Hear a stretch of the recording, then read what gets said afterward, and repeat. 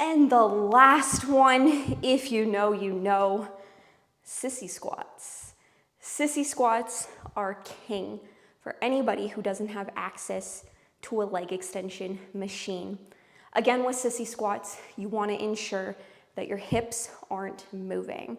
So I'll demonstrate what a sissy squat is, what people tend to do, and what we want to try to focus on. So when we're doing a sissy squat, I don't like that angle. Hang on. All right, that's better.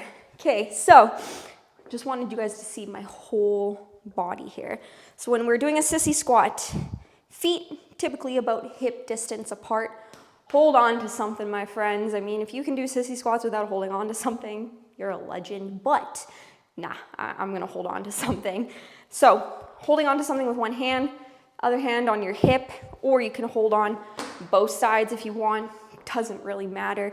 But what we're gonna do with the sissy squat is, again, prioritize knee extension. So we're gonna come down as far as we comfortably can. Some people, it's just this far. If you can keep going, get those knees to touch the ground, whoo, that's amazing. That's stretch though.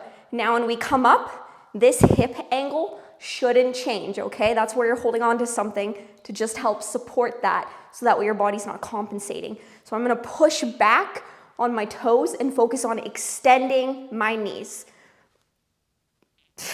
Okay, so that's what we wanna focus on. I was hanging out there for a while, okay? Let's try it again.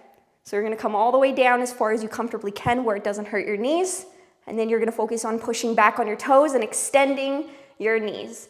Now, what a lot of people do to compensate is they'll come down perfect where their hip isn't moving, there's no hip angle change, but when they come up, they'll kind of go like this to stand back up. That's not effectively isolating the rectus femoris like what we are trying to accomplish with all of these different variations.